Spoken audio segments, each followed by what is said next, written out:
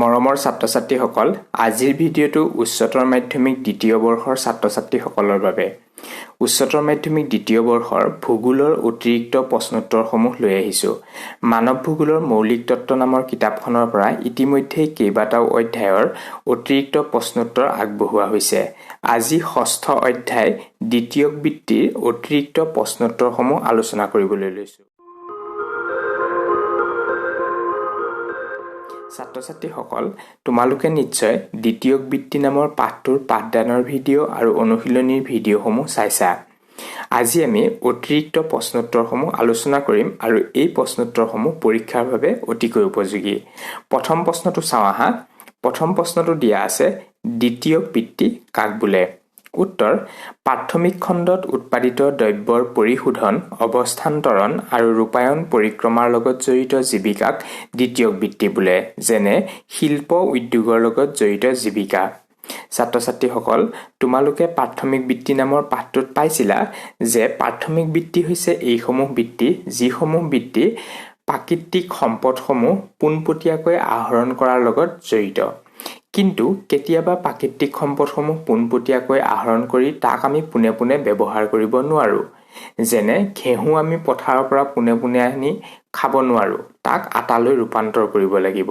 তাৰ কাৰণে উদ্যোগৰ প্ৰয়োজন হ'ব। গতিকে এই ধৰণৰ কাম-কাজৰ লগত জড়িত যিসকল লোক তেওঁলোকক দ্বিতীয়ক বৃত্তি বুলি কোৱা হয়। এইবাৰ চোৱা ২ নং প্ৰশ্ন। নীলা গলাবন্ধধাৰী বা ব্লু কলাৰ কৰ্মী কাক বোলে? তোমালোকৰ নিশ্চয় মনত আছে ৰঙা গলাবন্ধধাৰী কৰ্মী কাক বোলে, কাৰণ মই ইয়াৰ আগৰটো ভিডিঅ'ত ৰঙা গলাবন্ধধাৰী কৰ্মীৰ বিষয়ে কৈছিলোঁ। দ্বিতীয় খণ্ডৰ বৃত্তিবোৰৰ অন্য নাম নীলা গলাবন্ধধাৰী বা ব্লু কলাৰ কৰ্মী। সকলো প্ৰকাৰ উদ্যোগিক ক্ষেত্ৰৰ লগত জড়িত কাম-কাজবোৰক পৰিশোধন, ৰূপান্তৰণ আৰু ৰূপায়ণৰ লগত জড়িত কাম-কাজবোৰক সাধাৰণতে উদ্যোগ বা শিল্পকৰ্ম বোলে। ইয়াৰ পৰা আমি ইয়াকেই বুজিলো যে দ্বিতীয় খণ্ডৰ লগত জড়িত সকলো কৰ্মীয়ে হৈছে নীলা গলাবন্ধধাৰী কৰ্মী। ৩ নং প্ৰশ্ন। উদ্যোগ এটা স্থাপন হোৱাত কি কি কাৰকে প্ৰভাৱ পেলায়? বজাৰ, কেঁচা সামগ্ৰীৰ উপলভ্যতা, শ্ৰমিকৰ যোগান, শক্তিৰ উৎস, পৰিবহণ আৰু যোগাযোগৰ লগতে চৰকাৰৰ নীতি। এইকেইটা কাৰকে কোনো এখন ঠাইত উদ্যোগ এটা স্থাপন হোৱাত প্ৰভাৱ পেলায়। ৪ নং প্ৰশ্ন। কুটীৰ শিল্প কাক বোলে? উত্তৰ: কুটীৰ শিল্প হৈছে কাৰিকৰী উদ্যোগৰ ভিতৰত ক্ষুদ্ৰ পৰিসৰত গঢ়ি উঠা এক উদ্যোগ। এই উদ্যোগত এজন কাৰিকৰে হাততে পোৱা কেঁচামাল ব্যৱহাৰ কৰি সৰল হাথিয়াৰৰ সহায়ত নিজা বাসগৃহৰ পৰিৱেশতে কিছুমান নিত্য ব্যৱহাৰ্য সামগ্ৰী প্ৰস্তুত কৰে। এনে কাৰ্যত পৰিয়ালৰ লোকো নিয়োজিত হয়। উৎপাদিত দ্ৰব্যসমূহ উৎপাদনকাৰীয়ে নিজেই ব্যৱহাৰ কৰাৰ লগতে কিছু পৰিমাণে স্থানীয় বজাৰতো বিক্ৰী কৰে। নিশ্চয় বুজাত অসুবিধা হোৱা নাই যে ঘৰতে কিছুমান কৰ্মীয়ে কিছুমান কাম-কাজ কৰি থাকে আৰু সেই কাম-কাজৰ জৰিয়তে তেওঁলোকে নিজৰ প্ৰয়োজনীয় যিবোৰ সামগ্ৰী সেইসমূহো প্ৰস্তুত কৰে, লগতে কেতিয়াবা বজাৰতো বিক্ৰী কৰে। উদাহৰণস্বৰূপে খাদ্য প্ৰস্তুতকৰণ, যেনে জাম, জেলি, আচাৰ আদি প্ৰস্তুত কৰা লোকসকল, বাঁহ-বেতৰ কাম-কাজ কৰা সকল, ঘৰুৱা বয়ন শিল্প, কমাৰ শাল, মাটিৰ আচবাব প্ৰস্তুত আদি এই সকলোবিলাক হৈছে কুটীৰ শিল্পী।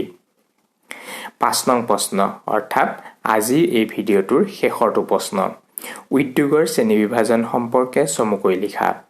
উদ্যোগক আকাৰ, কেঁচামালৰ ব্যৱহাৰ, উৎপাদিত সামগ্ৰী আৰু গৰাকীৰ ওপৰত নিৰ্ভৰ কৰি কেইবাটাও ভাগত ভগোৱা হৈছে। আকাৰৰ ওপৰত নিৰ্ভৰ কৰি উদ্যোগক কুটীৰ শিল্প, লঘু উদ্যোগ আৰু গুৰু উদ্যোগ নামেৰে ভগোৱা হৈছে। কেঁচামালৰ ব্যৱহাৰৰ ওপৰত নিৰ্ভৰ কৰি কৃষিভিত্তিক উদ্যোগ, খনিজ ভিত্তিক উদ্যোগ, ৰাসায়নিক উদ্যোগ, বনজ উদ্যোগ আৰু পশুজ উদ্যোগ নামেৰে নামাকৰণ কৰা হৈছে। উৎপাদিত সামগ্ৰীৰ ওপৰত নিৰ্ভৰ কৰি বুনিয়াদী আৰু উপভোগী উদ্যোগ। গৰাকী বা মালিকীস্বত্বৰ ওপৰত নিৰ্ভৰ কৰি উদ্যোগক ৰাজহুৱা, ব্যক্তিগত আৰু যৌথ উদ্যোগ নামেৰে জনা যায়। ছাত্ৰ-ছাত্ৰীসকল, আজিৰ ভিডিঅ'টো ইমানেই। যদি ভিডিঅ'টি চাই ভাল পাইছা তেনেহ'লে লাইক কৰিবা, কমেণ্ট কৰিবা আৰু শ্বেয়াৰ কৰিবা। লগতে এনেধৰণৰ ভিডিঅ' পাই থাকিবৰ বাবে DD আৰ্থ চেনেলটো ছাবস্ক্ৰাইব কৰিবলৈ নাপাহৰিবা। ধন্যবাদ।